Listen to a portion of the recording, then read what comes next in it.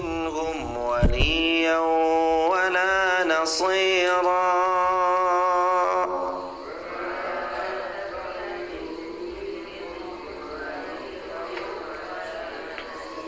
Terakhir, illal ladzina yasiluna ila qaumin bainakum wa bainahum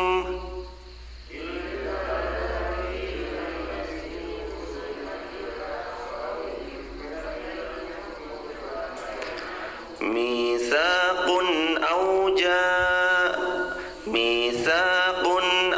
ja'ukum hasirat suduruhum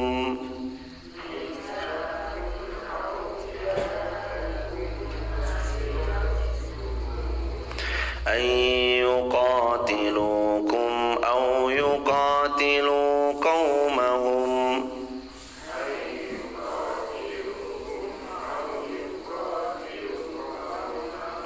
walau syaa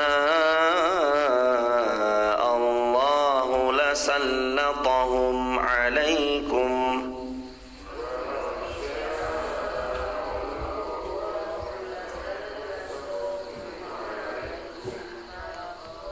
falaqatalukum fa'in i'tazalukum falam yuqatilukum wa alqaw ilaikumus salam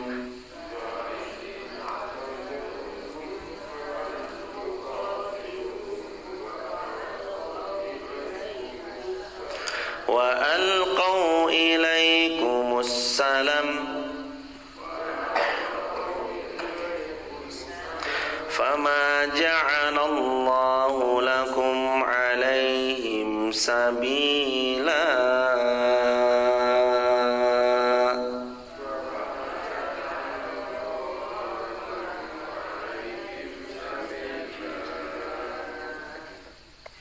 Hadirin jamaah yang dirahmati Allah Subhanahu wa taala, ayat 88, 89 sampai ayat ke-90 di mana Allah Subhanahu wa taala berfirman ayat 88 tadi, maka mengapa kamu terpecah menjadi dua golongan dalam menghadapi orang-orang munafik, padahal Allah telah mengembalikan mereka kepada kekufuran disebabkan usaha mereka sendiri. Apakah kamu bermaksud memberi petunjuk kepada orang yang telah dibiarkan sesat oleh Allah? Barang siapa yang dibiarkan keliru oleh Allah, maka sekali-kali kamu tidak akan mendapatkan jalan untuk memberi petunjuk bagi mereka. Ayat 89. Mereka ingin agar kamu menjadi kufur sebagaimana mereka telah menjadi kufur, sehingga kamu menjadi sama dengan mereka. Dan janganlah kamu jadikan di antara mereka sebagai teman dekatmu sebelum mereka berpindah pada jalan Allah. Apabila mereka berpaling, maka tawanlah mereka. Nah, kalimat berikutnya ini harus dipahami dengan baik, karena kalau dipahami sendirian nanti bisa salah kaprah. Dan dimanapun kamu mendapati mereka, maka faktuluhum, janganlah kamu jadikan seseorang pun di antara mereka sebagai teman setiamu atau sebagai penolong dalam urusan-urusanmu. Ayat 90. Kecuali orang-orang yang meminta perlindungan kepada suatu kaum yang antara kamu dan kaum itu telah ada perjanjian damai, atau orang yang datang kepadamu sedang hati mereka merasa keberatan untuk memerangimu dan memerangi kaumnya, atau memerangi kaumnya sekiranya Allah menghendaki niscaya diberikannya kekuasaan kepada mereka dalam menghadapimu, maka pastilah mereka memerangimu. Tetapi jika mereka membiarkanmu dan tidak memerangimu serta menawarkan perdamaian kepadamu, mereka menyerah, maknanya maka Allah tidak memberikan jalan bagimu untuk menawan atau memperlakukan mereka dengan perlakuan yang tidak pantas. Hadirin jamaah yang dirahmati Allah, tolong digaris bawahi kalimat wa may yudlilillahu fala tajida lahu sabila. An-Nisa ayat 88. Sesiapa yang Allah telah buat keliru, tidak ada satupun pihak yang bisa memberi petunjuk bagi beliau. Jamaah yang dirahmati Allah Subhanahu wa taala, ini bicara kejadian di kota Madinah, yang mana pada saat itu Ada yang beriman di Madinah, ya ada juga yang munafik. Munafik itu menampakkan secara zahir keimanan, padahal secara batinnya mereka adalah orang-orang yang tidak beriman. Padahal Rasulullah SAW juga telah mewanti-wanti kita dari ciri-ciri munafik yang kemarin 3. Masih ingat jemaah? Idza haddasa kadzab, wa idza wa'ada akhlaf, wa idza tumina khana. Ciri munafik ada 3. Yang pertama, apabila berbicara dia dusta. Yang kedua, bila berjanji dia mengingkari. Yang ketiga, bila diberi amanah mereka berkhianat. Itu ciri-ciri munafik. Hingga pada akhirnya Madinah nanti menyisihkan hanya orang-orang beriman yang mau mengunjunginya atau memasukinya, atau sengaja dengan pertolongan Allah mereka menetap di sana. Makanya ada kalimat, kelak jelang hari kiamat Dajjal muncul, ada 2 kota yang tidak disentuh oleh Dajjal. Kota yang pertama Mekah, kota yang kedua adalah Madinah. Dan Allah zilzal, Allah goncangkan dengan gempa, membuat orang-orang munafik yang ada di 2 kota suci ini mental, menjauh dari 2 kota suci ini. Bahkan Nabi pernah bersabda, yaqulu Nabi SAW, innaha tayyibah wa innaha tanfil khabatha, innaha tayyibah wa innaha tanfil khabatha kama yanfil kiru khabasal hadid. Baginda Nabi pernah bersabda, sesungguhnya Madinah itu adalah kota yang thayyibah, berkualitas, suci, bersih. Wa innaha tanfil khabasa kama yanfil kiru khabasal hadid.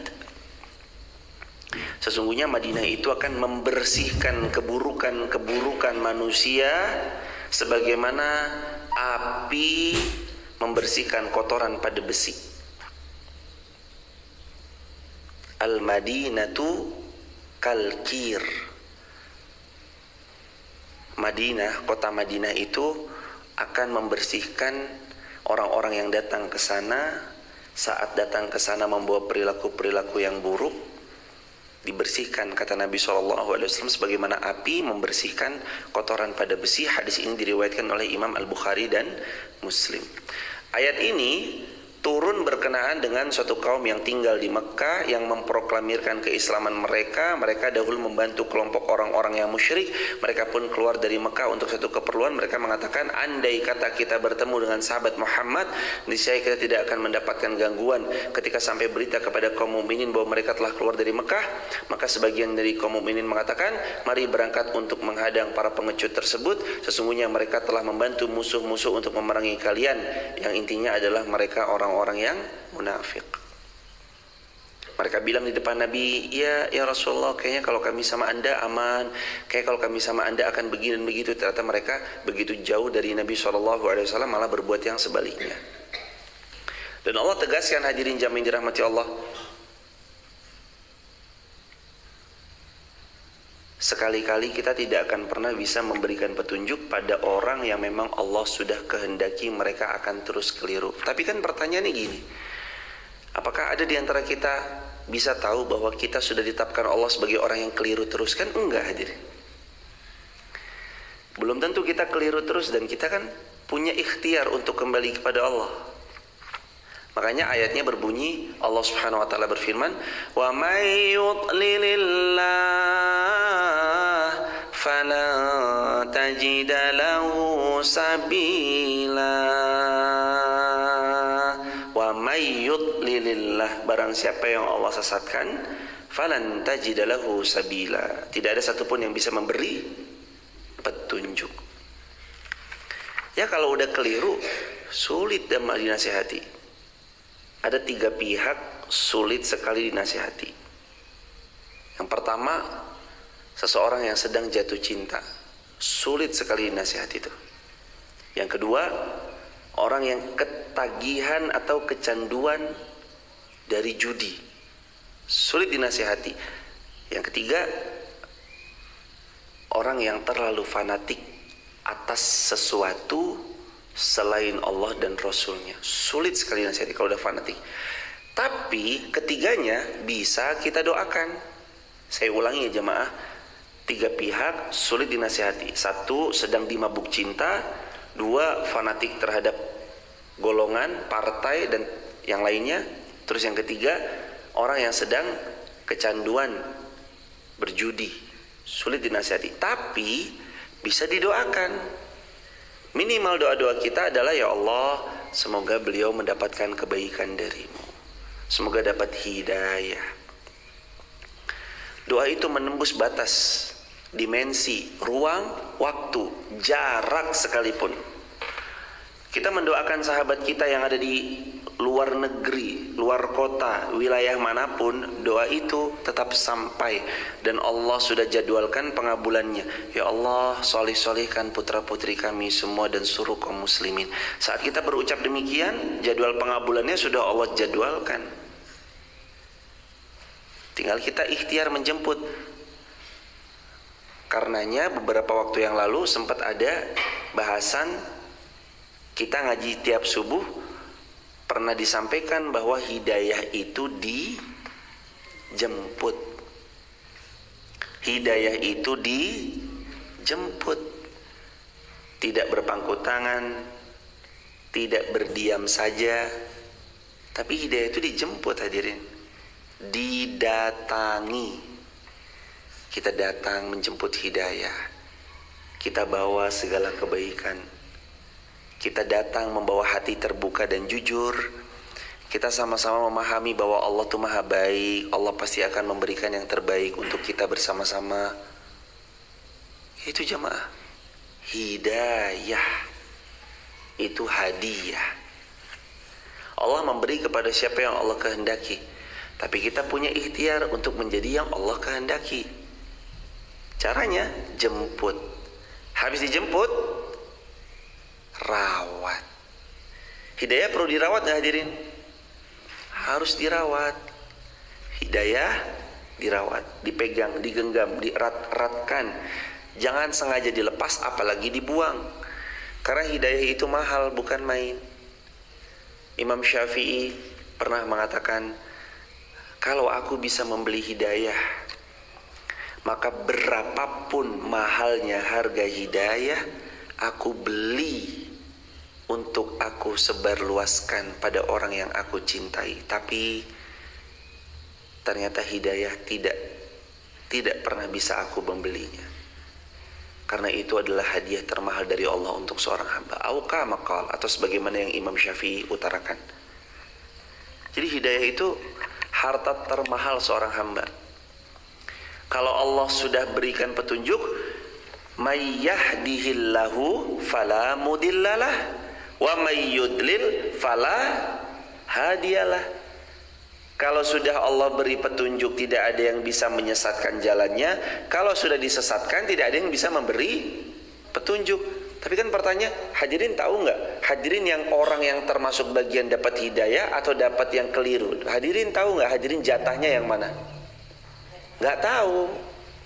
Tubuh ini dirawat dengan makan minum bergizi. Tapi ruh dirawat dengan ngaji. Saya ulangi, tubuh ini dirawat dengan makanan yang bergizi. Tapi kalau ruh dirawat dengan ngaji. Cara merawat ruh itu ngaji. Pohon-pohon yang jamaah sekarang lihat subur, sawah-sawah yang sekarang jamaah lihat sudah mulai menguning padi-padinya, itu karena petaninya merawat atau petaninya biarin aja? Merawat. Mau kemana pak? Ini mau ke sawah. Fi amanillah pak. Hati-hati. Barokah. Amin. Tiap subuh beliau udah ke sawah jemaah. Membawa pestisida, membawa pupuk A, pupuk B, pupuk C. Nanti ada burung-burung yang berusaha makan. Beliau buat kayak orang-orangan di sawah. Yang orang-orangan ini gerak secara otomatis. Hadirin, dirawat. sampai tiba saatnya dia menguning, semakin menguning berisi semakin merunduk, tiba saatnya panen, jadilah sebuah gabah. Habis itu jadilah sebuah beras, habis itu jadilah nasi tempat kita makan. Jadi kalau sesuatu dirawat itu tumbuhnya tuh makin bagus jemaah, dibanding sesuatu yang dibiarin begitu aja. May yahdihillahu fala mudhillalah. Kalau Allah beri hidayah, tidak ada yang bisa menyesatkan. Nah itu caranya gimana? Ya mau gak mau harus dirawat. Ya dirawat jemaah. Jangan gak dirawat, dirawat. Harus dirawat. Merawat iman, butuh dirawat iman. Tubuh dia akan sehat kalau diberi makanan yang bergizi. Ruh akan sehat kalau diimbangi dengan ngaji. Ngaji itu merubah hidup. Kan orang kiranya tuh kayaknya kita cuma dengerin orang ngomong sejam, 2 jam. Kan kadang kita nganggapnya begitu ya jemaah. Ngaji tuh kayak dengerin orang ngomong sejam, 2 jam. Tapi ternyata ngomong itu nggak cuma sekedar ngomong, atau bicara itu nggak cuma sekedar bicara, tapi bicara itu menggerakkan. Bicara itu merubah mindset. Bicara itu menyemangati. Bicara itu merubah banyak hal. Kita ngeliat kayaknya biasa aja, tapi bicara itu ternyata mengubah mindset. Bicara itu ternyata menggerakkan. Bicara itu ternyata sesignifikan itu.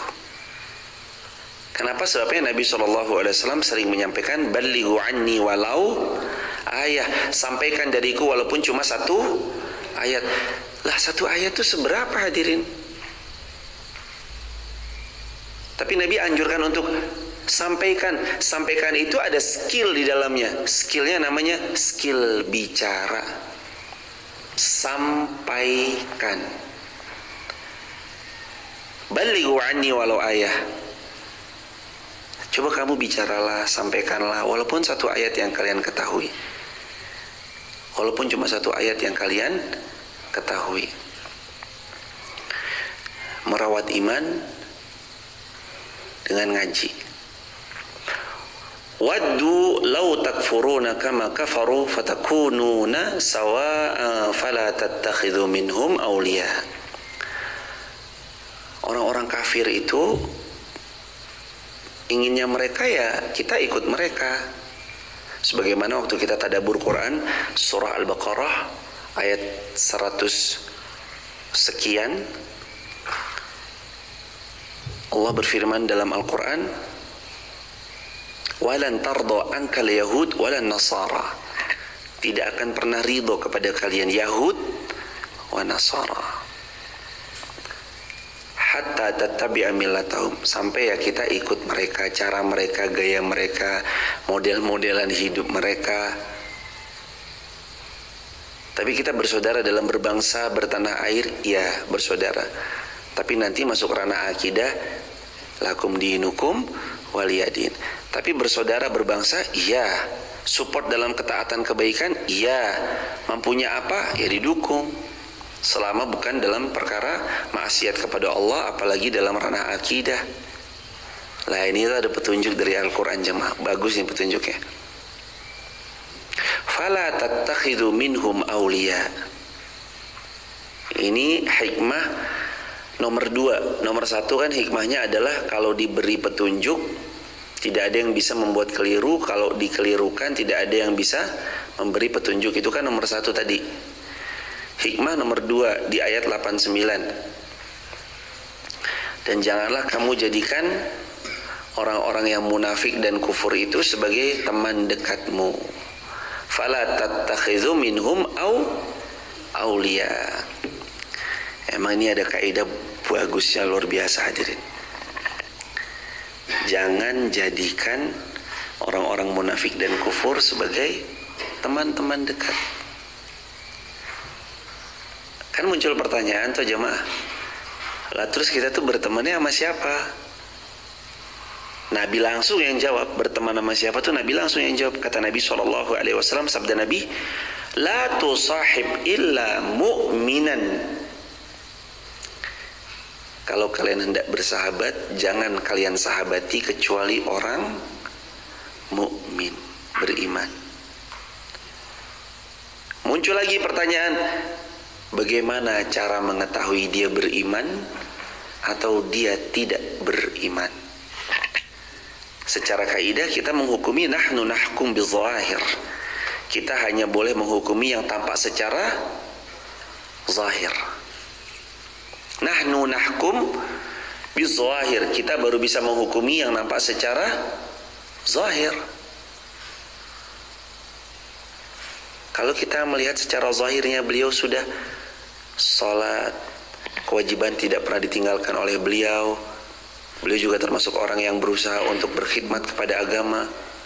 Beliau juga termasuk orang-orang yang berusaha untuk mendekat kepada Allahnya. Kata Nabi SAW, riwayat Muslim, Nabi bersabda SAW, kalau kamu menyaksikan orang keluar masuk masjid, keluar masuk masjid, keluar masuk masjid, bersaksilah bahwa dia orang baik. Saking husnuzannya sama orang-orang yang ada di masjid. Meskipun ternyata di semua yang masuk masjid, ya enggak semuanya niatnya baik. Tapi kita disuruh husnuzan. Siapa yang melihat orang keluar masuk masjid, bersaksilah bahwa dia orang baik. Orang mau masuk masjid aja udah orang-orang pilihan kan jemaah. Enggak semuanya kan. Loh, masjid berarti tempatnya orang-orang baik? Belum tentu juga. Kita nggak menganggap diri kita baik, dan memang nggak boleh dalam Al-Quran. Fala tuzakku anfusakum. Nggak boleh kalian menganggap diri kalian itu suci, baik, bersih, bukan. Tapi kita tahu kita pernah salah, kita masuk ke masjid supaya jadi salih. Kita tahu kita kurang berilmu, makanya kita datang supaya kita mendapatkan ilmu. Kita tahu dulu kita hidupnya orang bejaji, makanya sekarang kita ngaji.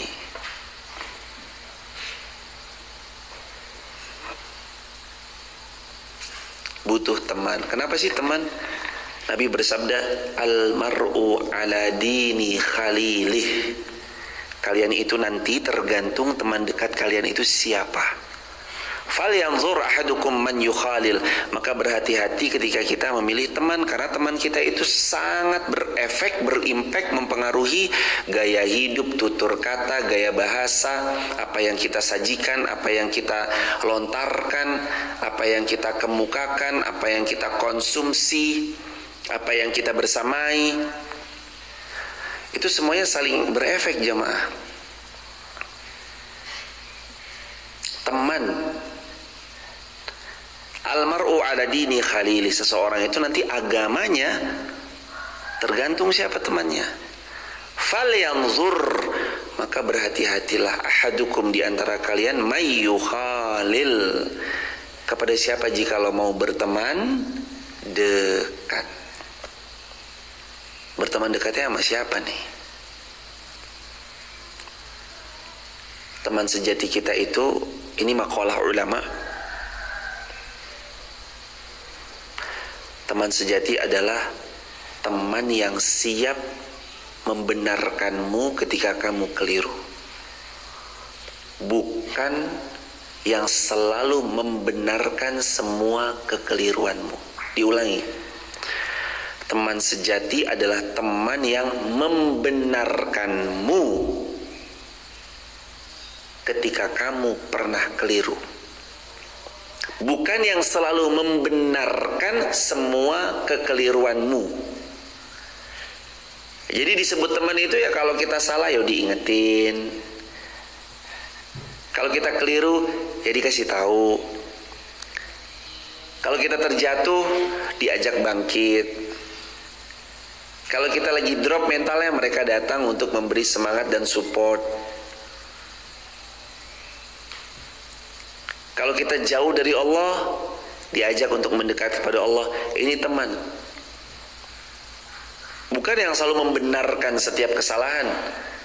Kita berbuat keliru, dianya bilang gak apa-apa. Kita berbuat dosa, dia bilang ya ntar juga bisa diampuni. Bukan berarti dia mencepelekan. Diampuni dalam berbaik sangka kepada Allah harus, tapi kalau tujuannya menyepelekan, itu ya nggak boleh. Kalau jamaah mau tahu siapa teman kita yang sesungguhnya, siapa yang teman kalau jamaah mau tahu siapa teman kita yang sesungguhnya, siapa teman yang benar-benar sayang sama kita, lihat siapa di antara teman-teman kita yang mengingatkan sholat. Kalau ada orang mengingatkan kita untuk sholat, maka dia teman kita yang sesungguhnya. Kalau ada orang mengingatkan kita tentang akhirat, maka dia teman kita yang sesungguhnya, sahabat kita yang sebenar-benarnya. Dia yang paling sayang. Dia ngingetin sholat, ngingetin tentang akhirat, mengingatkan untuk kembali kepada Allah. Kalau punya teman modelan 3 ini, mengingatkan sholat, membuat kita makin dekat sama Allah, membuat kita bersiap untuk pulang ke negeri akhirat. Sholat mendekatkan kepada Allah, ingat negeri akhirat. Ini teman sejati, jangan dilepaskan. Beliau ngingetin tentang sholat, hadirin. Teman yang mau diajak hura-hura, happy-happy, seneng-seneng, banyak. Ya nggak jemaah? Banyak. Hura-hura, happy-happy, seneng-seneng, banyak. Tapi teman yang mau diajak sholat, tidak sebanyak teman-teman yang mau diajak hura-hura, happy-happy. Semua diajak senang-senang, sepakat, pasti mau, pasti jemaah, pasti mau. Lah begitu diajak sholat, ada yang melipir. Iya ntar dulu deh, duluan. Ya, mulai mau diajak ingat ke Allah. Yuk ngaji. Aduh lagi sibuk nih. Emang dikira orang yang ngaji pengangguran semua apa? Setiap kali ngaji diajak ngaji, pasti alasannya sebentar sibuk. Bukan sibuk sih sebenarnya jemaah. Hidup ini tentang siapa yang jadi prioritas.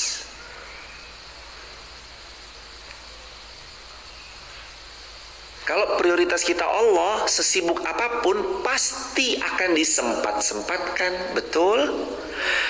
Lah kalau memang bukan prioritas, Allah nggak pernah jadi prioritas, ilmunya Allah nggak pernah jadi prioritas, ya pasti nggak pernah sempat jamaah. Iya nggak? Pasti begitu. Saya ditelepon sama teman contoh, Van, saya mau main nih ke Wonosobo. Lah, yang ngontak nih loh jamaah, teman SD dari begini luar biasa, dari SD jamaah. Dari kecil, teman SD ya teman kampung ya teman main bola. Van, kita ke sana. Dekat sekali. Tanggal berapa? Tanggal 26 besok ya. Siap. Kedatangan tamu jemaah.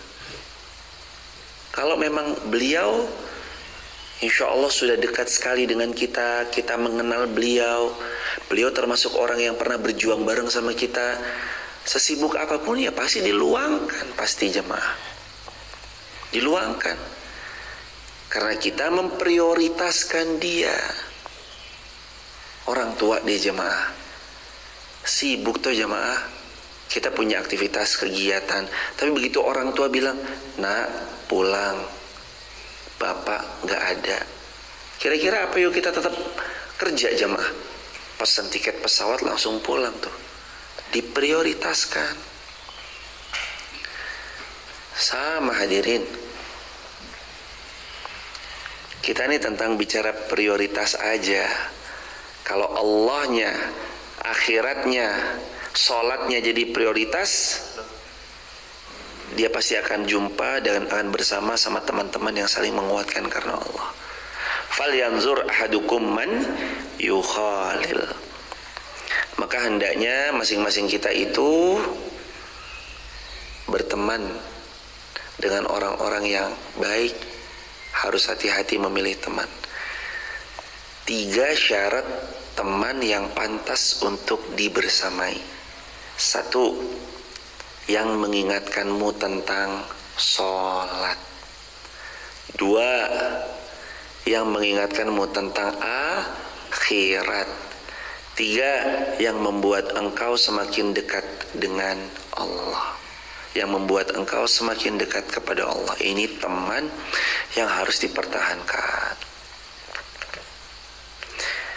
Nah sekarang tinggal cross check aja udah jemaah, circle-nya gimana. Teman-teman TikTok itu Instagram tinggal di cross check circle-nya gimana, temennya siapa, yang membersamai siapa, tinggal di cross check aja.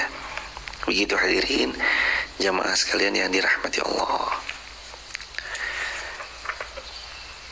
Nomor 3,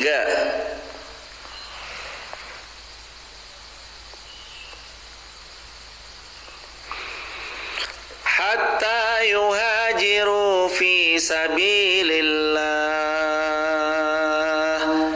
Nomor 2 tadi, fala tattakhidhu minhum awliya. Jangan jadikan orang-orang munafik dan orang-orang yang kufur sebagai teman dekat. Hatta, nomor 3, sampai yuhajiru fi sabilillah, mereka berhijrah kepada Allah. Artinya, kalau mereka udah taubat, kembali kepada Allah, menyesali perbuatannya, mengembalikan apa yang sebagai haknya, ada hakul adami, lalu dikembalikan kepada mereka, boleh kita berteman sama mereka. Syaratnya mereka sudah kembali kepada Allah, sudah berhijrah, bertobat kepada Allah, kembali kepada Allah. Boleh kita nanti kembali lagi membersamai mereka dalam pergaulan. Dan ingat ya hadirin, siapapun yang hari ini sedang ada masalah apapun, punya potensi untuk lebih baik. Saya ulangi ya jemaah, seburuk-buruknya orang di hari ini, tetap dia punya potensi masa depan yang lebih baik. Oke lah, hari ini dia berkhianat, tapi belum tentu selamanya jadi pengkhianat. Boleh jadi besok Allah sukseskan dia, dikembalikan uangnya, dikembalikan hak-hak kita yang selama ini diciderainya, amanah yang pernah dikhianatinya. Maka setiap orang yang buruk suatu saat bisa jadi baik. Walaupun sekali lagi kita nggak pernah bisa menjamin apakah dia baik, benar-benar baik karena Allah, ataukah baik karena memang ada maksud-maksud tertentu. Yang penting tugas kita, kalau memang dia sudah jadi baik, doakan supaya istiqomah, wafatnya husnul khatimah dah. Kalaupun kita mau wa'arid anil jahilin, Al-A'raf 199, berpalinglah kamu dari orang-orang yang jahil. Boleh kita mau berpaling dari orang-orang yang berkhianat, kita mau berpaling dari orang-orang yang selalu membuli kita, kita menjaga jarak, tidak memutus silaturahmi, ketemu ya biasa aja. Itu ya boleh jemaah. Itu semuanya boleh. Fa in tawallau fakhuzuhum. Apabila mereka berpaling, tawan mereka.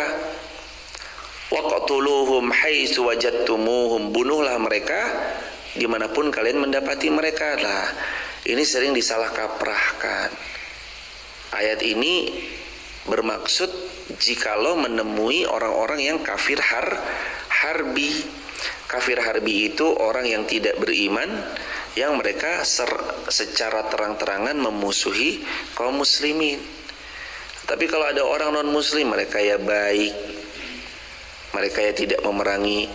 Ada yang non muslim tidak memerangi kaum muslimin, mereka juga hidup rukun dalam bertetangga. Ya kita juga jangan jahil sama mereka jemaah. Ada adab-adab bertetangga yang mereka juga punyai. Wala tattakhidhu minhum waliyya wala nasira. Jangan kamu jadikan orang munafik dan kufur sebagai teman setiamu, wala nasira. Jangan jadikan mereka sebagai penolong.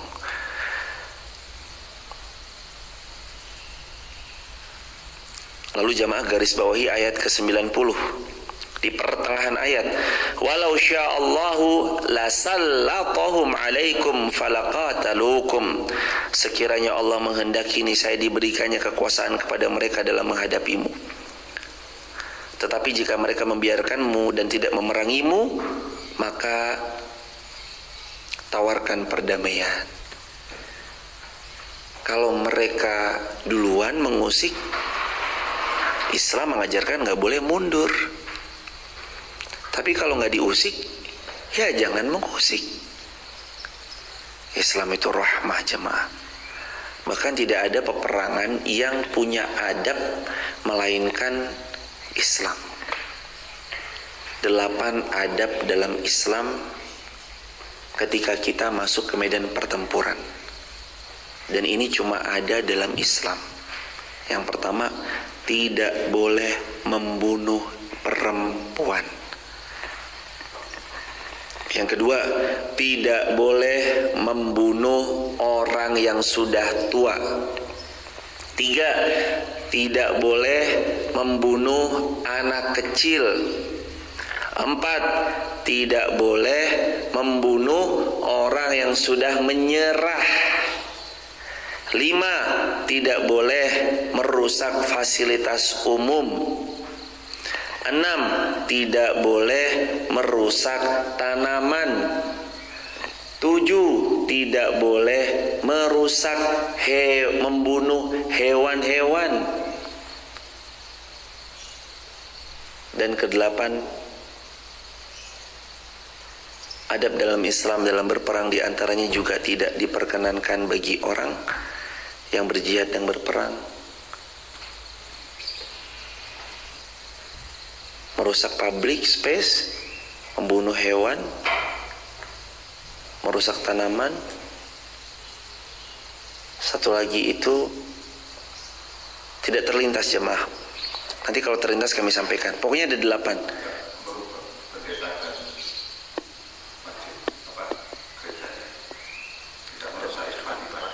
Nah, itu termasuk betul. Fasilitas umum, terus yang ke-8 tuh. Tidak merusak daripada tempat ibadahnya. Bahkan jemaah ada kitab, judul kitabnya itu mohon izin, ada buku bagus, judul bukunya itu Umar bin Khattab, Dr. Ali As-Salabi.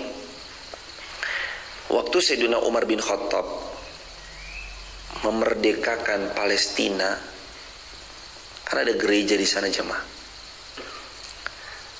Umar bin Khattab tidak serta-merta menghancurkan gerejanya. Dibiarin begitu. Dan panglima-panglima jenderal berikut-berikutnya, para pemimpin berikut-berikutnya, setiap ada futuhat kota tuh tidak serta-merta langsung menghancurkan gereja tempat mereka ibadah. Waktu Sultan Muhammad Al-Fatih menaklukkan benteng Konstantinopel, yang sekarang Hagia Sophia itu kan jadi masjid. Kalau kita ke sana, itu masjid ada salibnya jemaah di Hagia Sophia. Masih ada gambar Bunda Marianya dan segala macam. Itu dulunya gereja. Sama Sultan Muhammad Al-Fatih ya nggak dihancurin jemaah, biarin aja begitu. Dan tidak dilarang orang memeluk dengan agamanya. Yang mereka Nasara, mereka tidak dilarang. Tapi didakwahkan iya, ditawarkan Islam iya, ditawarkan. Tapi kalau mereka nggak mau, nggak dipaksa. Nggak dipaksa hadirin. Kalau mereka nggak mau, nggak dipaksa. La ikraha fid din. Tidak ada paksaan dalam beragama. Kembali dalam bahasan. Jadi dalam Islam termasuk juga adab dalam berperang itu sangat ketat dan detail.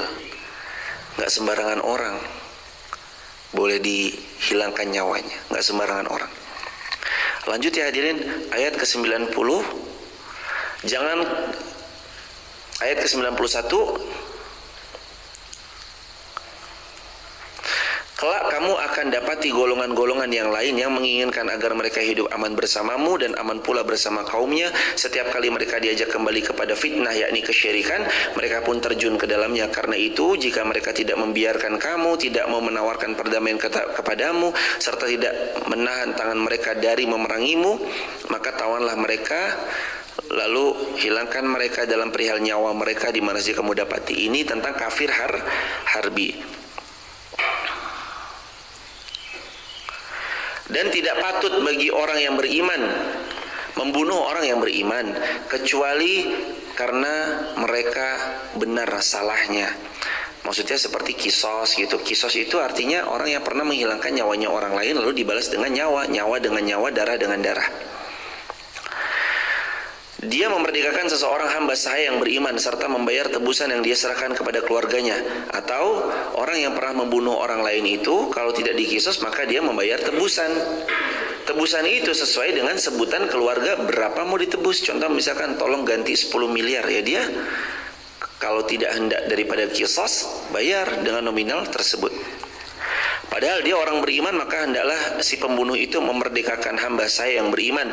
Dan jika si terbunuh dari kaum kufar yang ada perjanjian damai di antara kamu, maka hendaklah si pembunuh itu membayar tebusan yang diserahkan kepada keluarganya yang si terbunuh, serta memerdekakan hamba saya yang beriman. Barang siapa yang tidak mendapatkan hamba saya, maka hendaklah dia yang pernah membunuh itu berpuasa 2 bulan berturut-turut sebagai tobat kepada Allah Subhanahu wa taala. 3.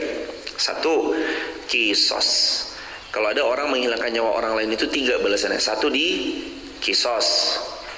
Kalau tidak bisa dikisos maka yang kedua, kalau tidak bisa dikisos maksudnya kalau tidak mau dikisos maka lihat keluarganya mau nggak. Keluarganya memaafkan, iya, tapi dengan syarat membayar 10 miliar, maka dia bayar 10 miliar dan memerdekakan 1 orang budak. Kalau nggak bisa maka membayar jumlah nominal sesuai dengan permintaan daripada beliau dan berpuasa 2 bulan berturut-turut sebagai tobat kepada Allah Subhanahu wa taala. Dan barang siapa yang membunuh seseorang yang beriman dengan sengaja, nah ini nih bahaya jemaah. Wa may yaqtul mu'minan muta'ammidan fajaza'uhu jahannam. Sesiapa yang dengan sengaja menghilangkan nyawanya orang beriman, fajaza'uhu jahannam, maka balasannya sudah pasti jahannam, kecuali dia bertaubat sebelum wafat. Kecuali dia taubat. Khalidan fiha, mereka kekal selama-lamanya di dalamnya. Wa ghadiballahu alaihi, Allah laknat mereka, Allah marah. Wa ghadiballahu alaihi, Allah marah sama mereka, murka sama mereka. Wa la'anahu, Allah melaknat mereka para pembunuh itu. Wa adda lahu azaban azima, dan bagi pembunuh itu Allah siapkan azab yang sangat pedih. 4 balasan bagi orang yang membunuh orang lain. 1. Fajazauhu jahannam, balasannya neraka jahannam. Berdasarkan An-Nisa ayat 93, balasan bagi si pembunuh ada 4. 1. Fajazauhu jahannam. 2.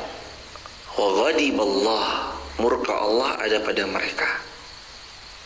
Yang ketiga, wa la'anahu, Allah melaknat mereka. Yang keempat, wa adda lahu azaban azima, dan Allah akan mengazab mereka dengan azab yang pedih. Belum lagi ada kalimat khalidan fiha, mereka di dalam jahanam, khalidan fiha, kekal lamanya, kecuali kalau mereka bertobat kepada Allah. Loh, kalau tobat walaupun dulu pernah membunuh, Allah maafkan. Nanti kita ketemu An-Nisa ayat 100. Sekarang aja jemaah, yuk kita scroll sedikit An-Nisa ayat 100 coba. Ini kisah tentang si pembunuh 100 orang. An-Nisa ayat 100. Dan barang siapa yang berhijrah di jalan Allah, niscaya mereka akan mendapati bumi Allah ini luas dan rezeki yang banyak.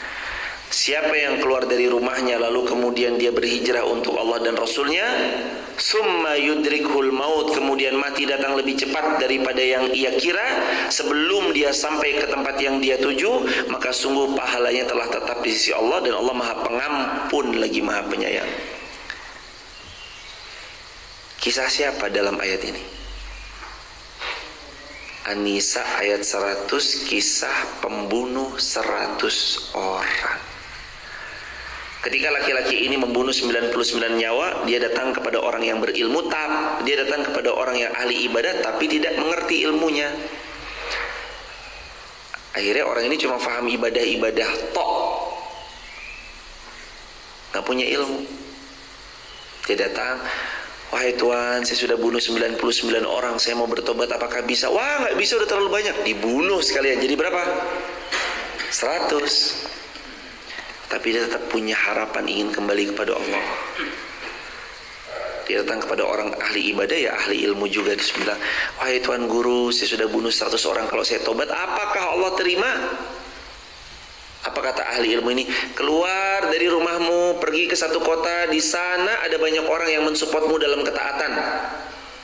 Ayat ini menceritakan, wa may yakhruj min baitihi, dan ketika dia keluar min baitihi, dari rumahnya, muhajiran ilallah, mau berhijrah menuju Allah, wa rasulihi, dan berhijrah untuk mendapatkan cinta Rasulnya, meneladani Rasulnya, summa kemudian yudrikhul maut, mati datang lebih cepat sebelum dia sampai ke tempat yang dia tuju.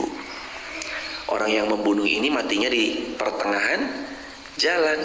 Apa Allah berfirman, faqad waqa'a ajruhu Allah, maka telah tetap pahalanya di sisi Allah, dan dia dihitung jaraknya, akhirnya dia masuk ke dalam syurga. Udah bunuh berapa orang? 100, tapi syaratnya taubat.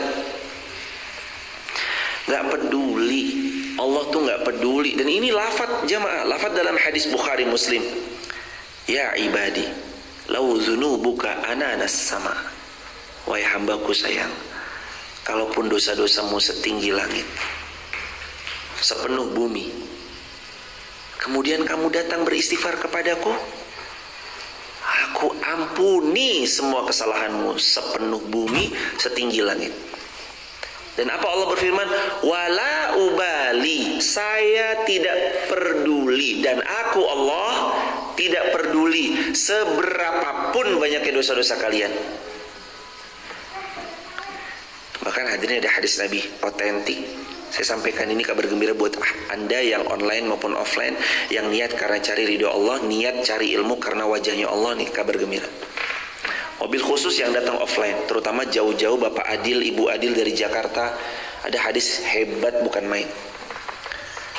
Ada seorang hamba baru berbuat dosa, dia baru berzina, pokoknya berbuat dosa. Dia lalu berjalan.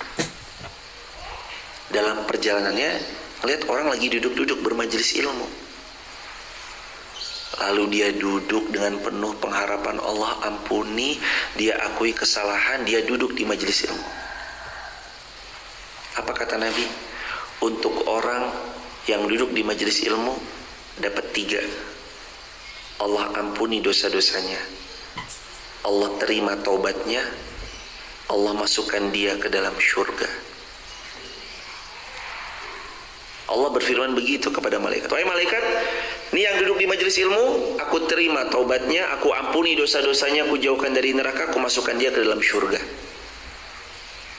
Malaikat itu kan tahu jemaah, di antara hadirin yang datang itu baru saja ada si pendosa yang baru berbuat dosa itu. Lalu malaikat lapor ke Allah, ya Allah, tapi di tengah-tengah mereka yang duduk di majelis ilmu tuh ada yang baru aja berbuat dosa. Ya Allah, di tengah mereka tuh ada yang baru saja berzina. Lah kok dia turun dari hotelnya, jalan ngeliat rame-rame, ada apa? Ternyata pengajian. Dia duduk mengharap rahmatmu, dia minta ampun, istighfar, menyesali perzinahannya, mengakui kesalahannya. Malaikat bilang ke Allah, apakah untuk si pendosa itu juga dapat 3 hal yang sama? Allah jawab, jemaah, untuk hambaku yang baru saja berbuat dosa, lalu dia datang mengaji, berharap wajahku, menyesali perbuatannya, mentaubati di detik itu, maka untuknya sama 3 hal.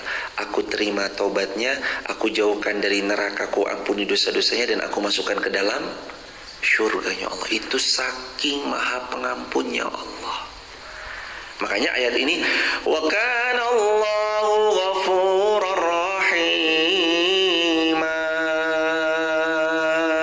Sungguh Allah maha pengampun lagi maha penyayang. Udah 100 orang dibunuh, ya tetap diampuni jamaah. Apalagi jamaah nggak pernah bunuh tuh hadirin. Bunuh paling nyamuk tuh hadirin. Iya, ini banyak nyamuk nih. Ini pernah bunuh manusia aja, 100 manusia aja dibunuh, Allah ampuni kok jamaah. Yang penting bersegera bertaubat kembali kepada Allah Subhanahu wa taala. Itu ayat 100. Nanti kita detilkan lagi pada pas pertemuannya, memang di ayat 100. Tapi sekarang kembali ke ayat 93. Tidak boleh kita menghilangkan nyawa orang beriman. Wa may yaqtul mu'minan muta'ammidan, barang siapa yang membunuh orang mukmin dengan sengaja, fajazauhu jahannam khalidan fiha, maka balasannya adalah jahanam dan mereka kekal selama-lamanya di sana kecuali yang bertaubat. Subhanakallahumma bihamdika asyhadu an la ilaha illa anta astaghfiruka wa atubu ilaik. Kita akhiri dengan hamdalah. Alhamdulillahirabbil alamin. Subhanakallahumma bihamdika asyhadu an la ilaha illa anta astaghfiruka wa atubu ilaik. Assalamualaikum warahmatullahi wabarakatuh.